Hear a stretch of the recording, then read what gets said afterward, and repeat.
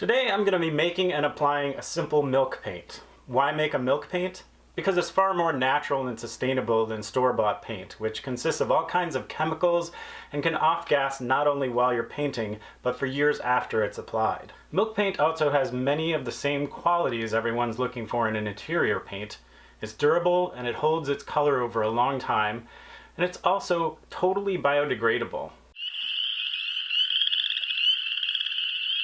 Years ago, I experimented with a lime-based milk paint on this wall in my bathroom stall. It brightened up a very dark room and has held up over about 10 years, and it doesn't dust at all. Another great thing about this paint is it's very simple and cheap to mix up. All you need is S-type lime powder, which can be bought for about $15 for a 50-pound bag, earth pigments, which go a long way as far as adding color to your paint, and milk solids, which can be made very simply from skim milk purchased at any grocery store. For this video, I'm going to use milk produced locally here at Dancing Rabbit Eco Village because it's a locally available resource, and because skimming whole milk leaves me plenty of cream for my tea in the morning.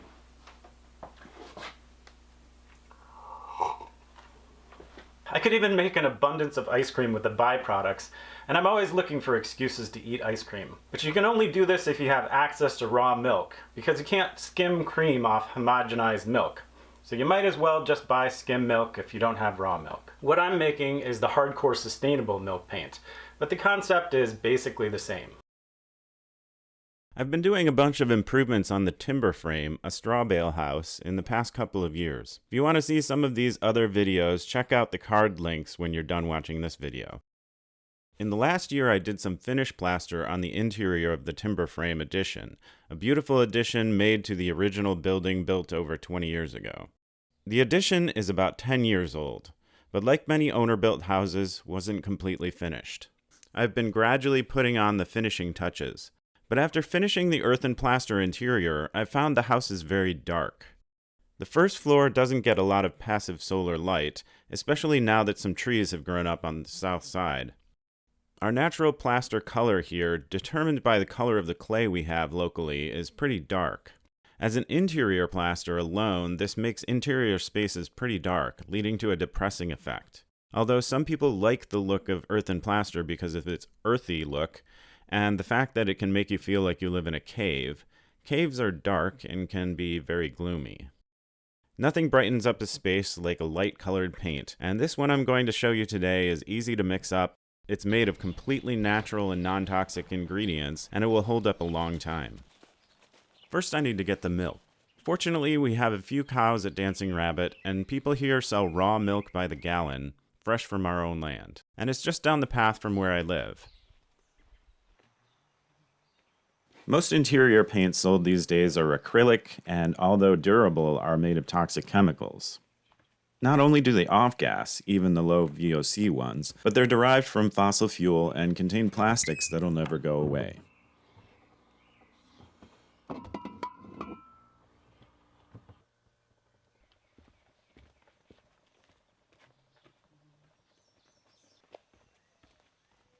Milk paint requires skim milk, so I'm going to skim my own milk. Because this milk is raw, it hasn't been homogenized. The cream and skim milk separate naturally. The cream floats on top. And the reason why we want to use the skim milk is because if there's fat in there, it's just that much more likely to go bad, attract things like molds, because it's more like food, and the skim part of it is more like the binder material. And it's also, the fat will have oils in it, so it'll end up kind of oily, which is less than desirable. We do put oil in milk paint sometimes, but we put linseed oil in it. Linseed oil dries and cures hard, while the oil in milk just goes rancid and attracts molds and fungus.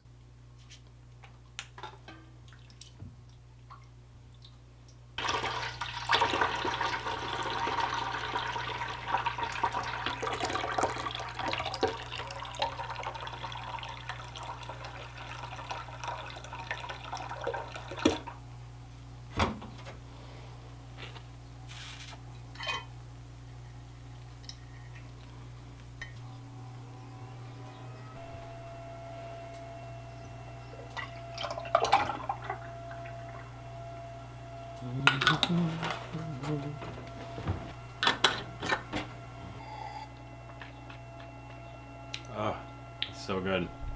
This cream comes from cows that are raised organically on our pasture here on our land, and it's raw.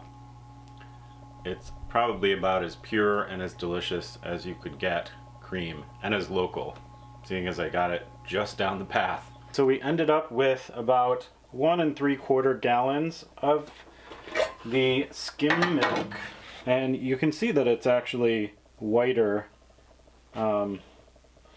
than the other milk, at least on the top. Cream is very yellow. It does have a little bit of cream, very thin layer of cream on top, but I don't think that's going to be a big problem.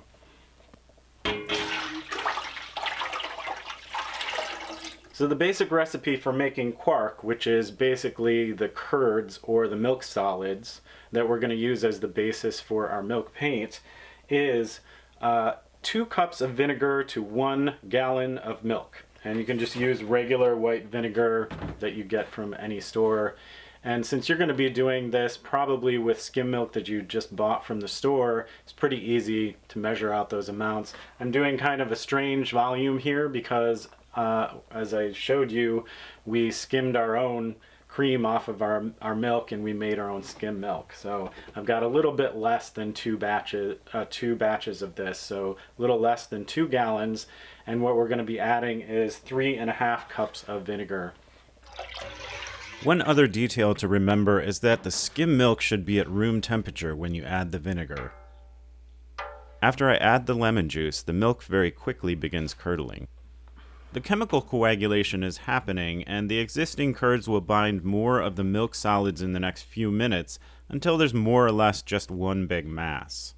You have to be gentle in stirring the milk at this point. You have to stir because uncoagulated milk will get isolated from the vinegar and not curdle. Stirring mixes everything together, but you don't want to stir too much or too briskly. After all the milk is curdled and there's an obvious separation of curds from the clear whey, begin to scoop out the excess whey first into a cheesecloth or muslin-lined colander. The curd mass will further consolidate, and then you can scoop that into the colander.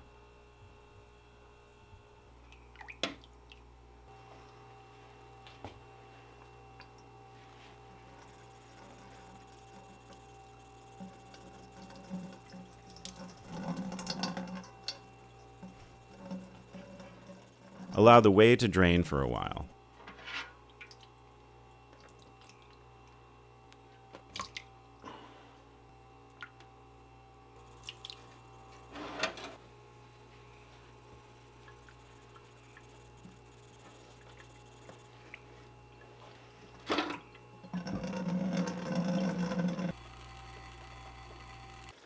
Once fairly well drained, you can run clear water through the curds again, washing them off.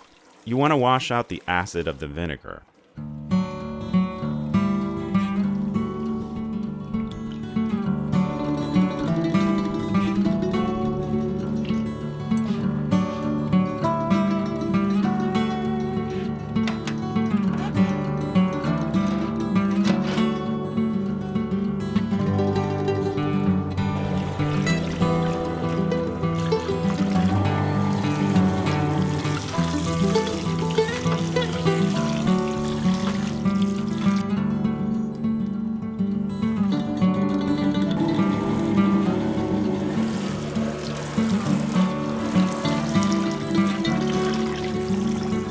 After 3 rinses, between which you break the curds into smaller grains, you can hang the bag up one last time to drain it fully.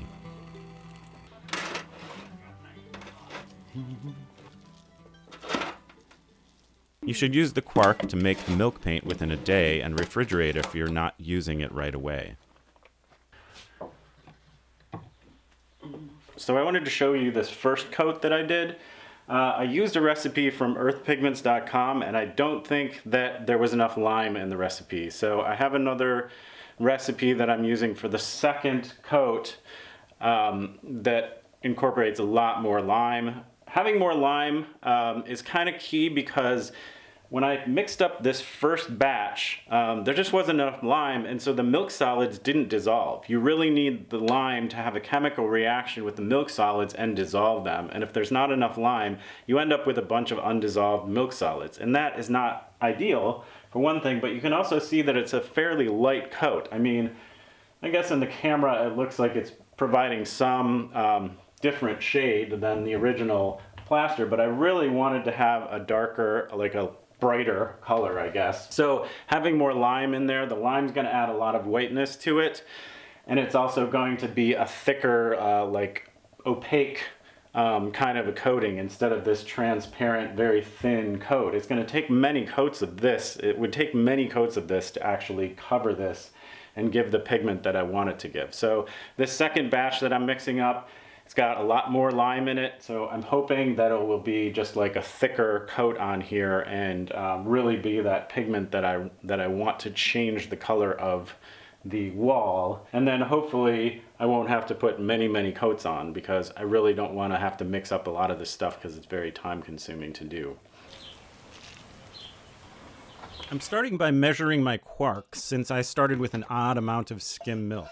But since the recipes are more or less proportional, we just need to know what proportion of each ingredient we need.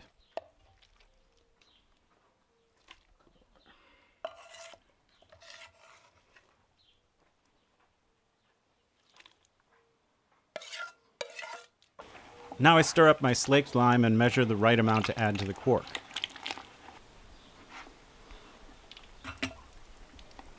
Use protection like goggles and gloves when using slaked lime, as it is caustic and can irritate and dry your skin.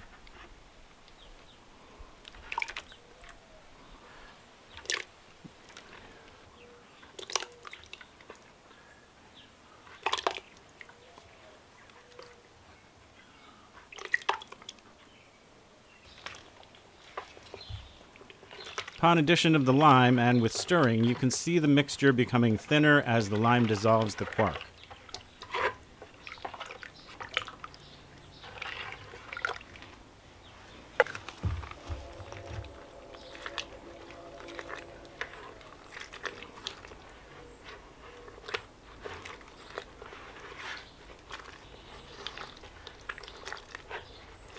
Undissolved quark is floating on top, so I used a gloved hand to break it up and further incorporate it.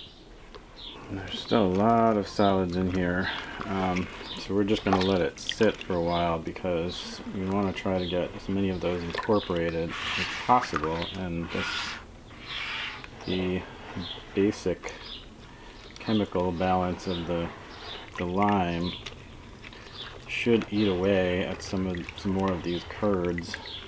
It's dissolved a lot of them already, but it should continue for like 15 minutes to half an hour, just to make sure we get all of the milk solids out of it.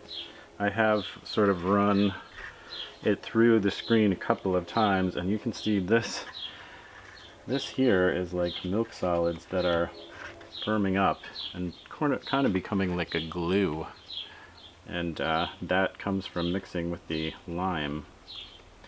So that's what's going to be our binder. You can see it's kind of like become like a gel, and that's what it's doing in the paint, only it's not thick like this. It's not in these clumps. So we're trying to get these clumps out. With time, those jelly milk solids should dissolve more when they react with the lime, and it should dissolve them. Your pigment should be mixed 1-to-1 with water before adding to the lime mixture.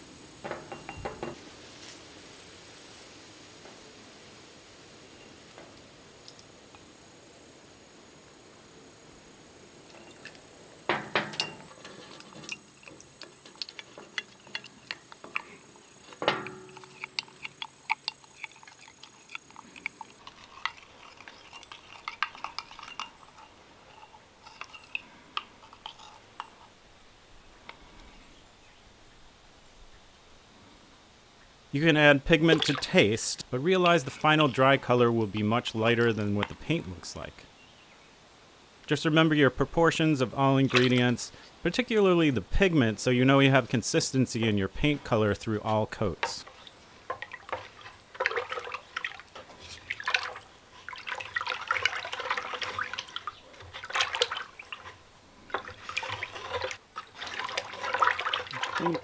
need a little bit more pigment in here.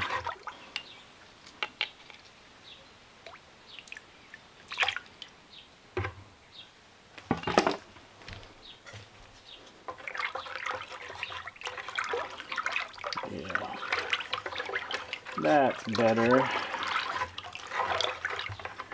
I'll strain it through this one last time. Get anything out of it that might be in there.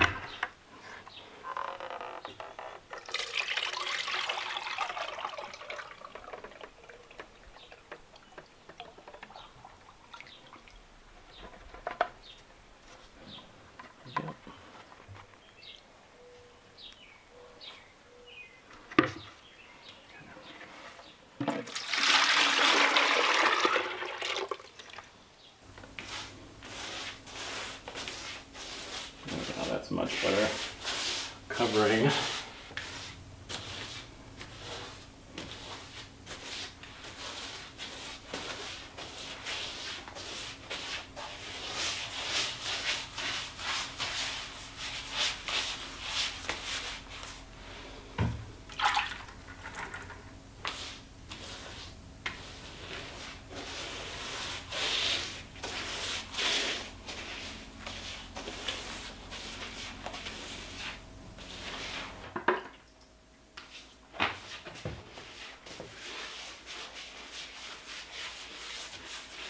I find that as it dries, it kind of gets a little drippy looking, and so you can kind of go over it with the brush to even it out. And I'm doing these swirly strokes not only to work the paint in, but also just to even out the pigment. And as you do this, you're always going to be wanting to like stir up your paint with the brush, because the lime will settle on the bottom. You really want to make sure that you're always getting that incorporated into the paint as you go along. In applying the milk paint, understand that the first coat is going to require a lot more paint because the porous surface soaks up a lot of it. You can also dilute the first coat by 20 to 50% to make a priming paint for this first layer.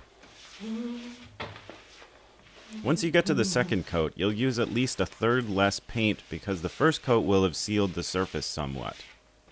But it's nice to know that as your project goes along, it'll get easier because it'll take fewer brush strokes to coat the wall, and what you do mix up will take much less time to apply.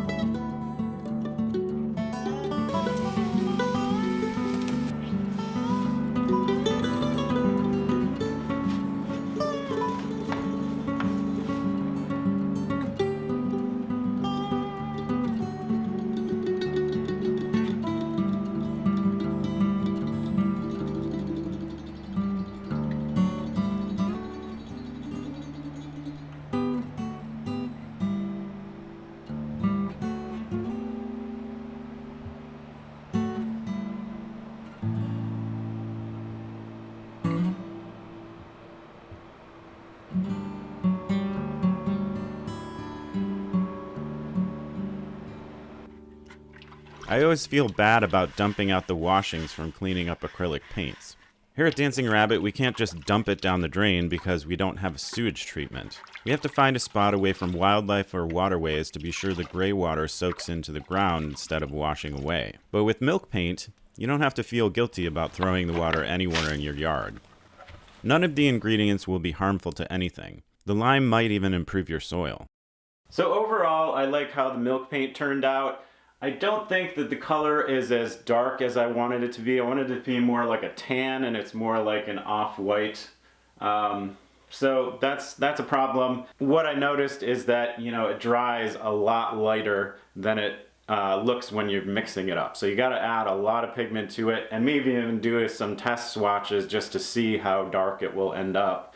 Another thing that you can do is for the initial coat, just put the lime mixture, the lime and milk solids mixture on without any pigment. That'll be your priming coat, no color or anything. The problem is if you put the pigment in that initial coat, it's pretty much going to get covered up by the second coat. And so what I do is put more pigment in your second coat and just have all your pigment in that second or third coat so that you can just cover up that priming coat and you get the deeper color that you're looking for. And what's great about the milk paint is that there's no dusting. So I can swipe my hand across here and there's no paint dust or anything that's ending up on my fingers. And it's actually, this stuff is kind of like glue. It's kind of like regular paint because if you accidentally drip it on something, it can be a little bit difficult to get it off. So you just got to clean up right after you paint. If you don't like store-bought acrylic or oil-based paints, now you know about an alternative. Of course, here on my channel, we do things the hardcore sustainable way, so this paint I made requires a lot of labor. The great part is that the final cost is much less than any store-bought paint. But there are store-bought milk paints, and you can also buy casein, a milk derivative that you could use to replace the milk solids in this recipe.